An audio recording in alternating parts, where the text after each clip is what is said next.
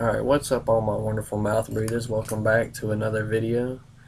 And yes, unfortunately it is another gameplay on Raid, but this time it's a bit better than the last one I put up before the Titanfall gameplay. It's a 51 and 8 using the AN94 with that amazing diamond camo. I'm actually kind of very proud of that because I was on the grind for a long time trying to get that. I'm using a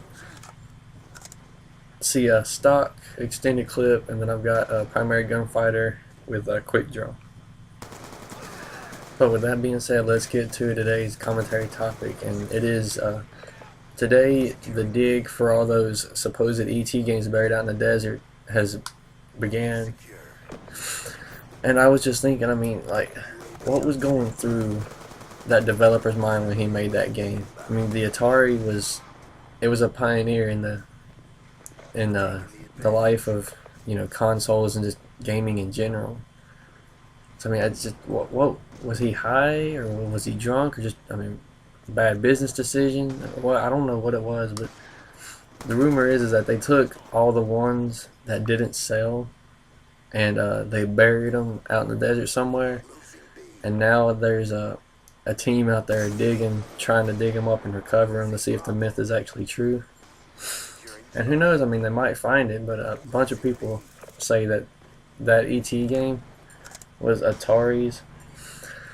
Excuse me. It was one of Atari's, or one of the causes of Atari's downfall, and that's why they don't make consoles anymore. Or pretty much all they do now is play a role in developing games. I think the last time I seen Atari's name on a game case was either my DBZ Budokai Tenkaichi 3 game, or it was my Terminator 3 Rise of the Machines game. Either way, both of them were for the PlayStation 2.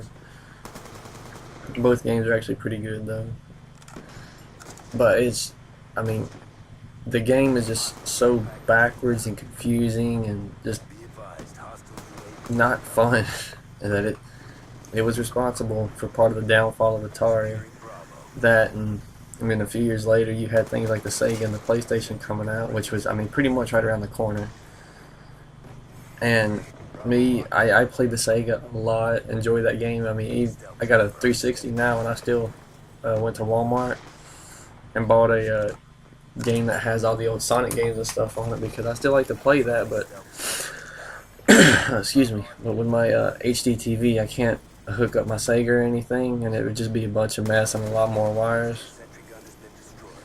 And my dad, he used to play the Atari, say it was this and that, but I mean, he's never said anything to me about the ET game. I don't even think he knows it exists, because he's kind of old, but still, it's just one of them, very bad business decisions that just ran a company into the ground. Like, his Enron, for example, I mean, they traded and sold energy, and they got caught up in some bad stuff, and they went under.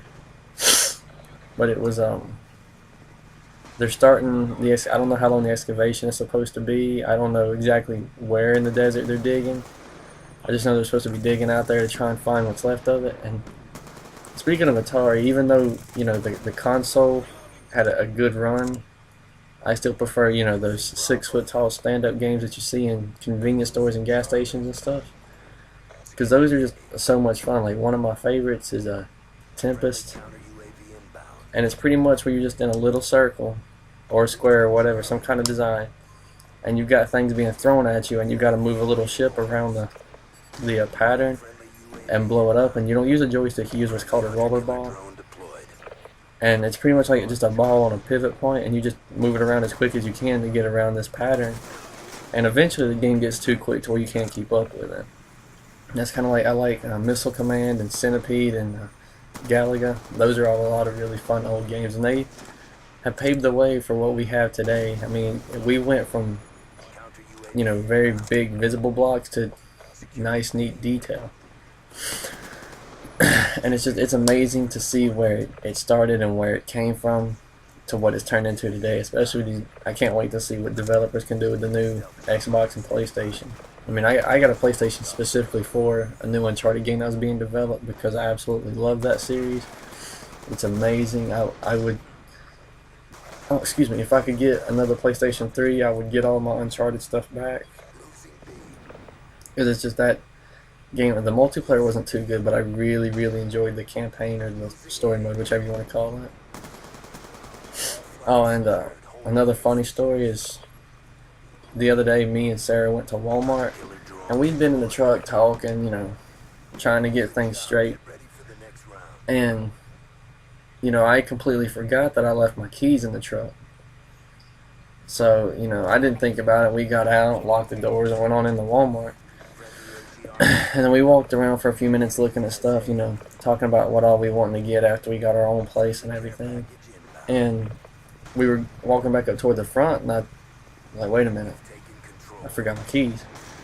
And she's like, no, you didn't. I mean, the whole time she thought I was playing a joke on her, even all the way up till we got out to the truck and she could see the keys in there. She thought I was playing a joke on her.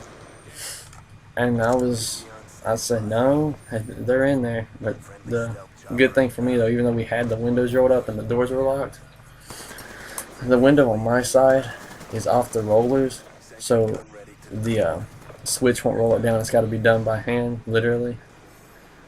You got to grab the window and pull it down or push it up, whichever one.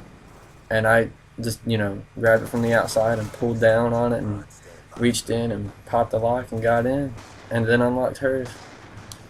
And now every time we get out somewhere, she makes me double check to make sure I have my keys. And I just can't believe she didn't believe me the whole way out to the truck, though. It's funny, though. She's cute, and I love her to death. Anyways, that's it for today's commentary. Just thought I'd fill you in on what I thought about the ET excavation and that little funny story that happened to me and Sarah a couple nights ago. So just remember, don't ever go full hula, and we'll see you on the next video.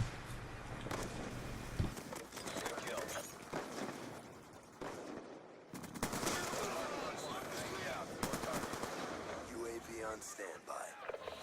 Hostiles have destroyed your sector.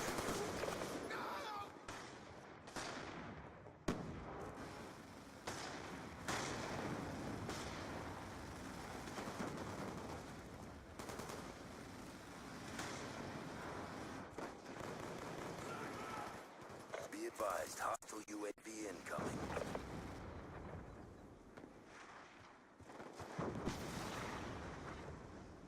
All flags secured. Maintain current posture.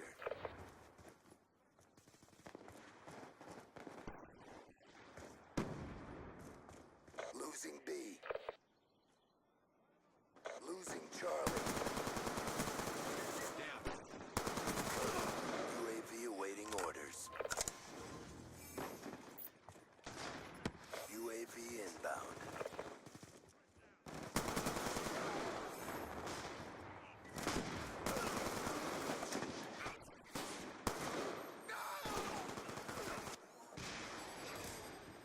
Friendly hunter-killer drone deployed.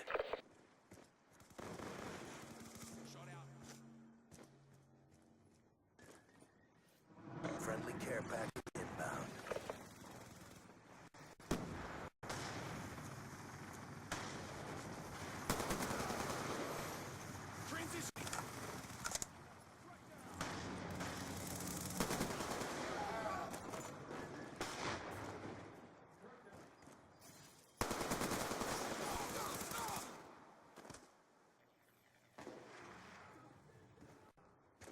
Keep pressing the fight. We're taking it to them. Losing B.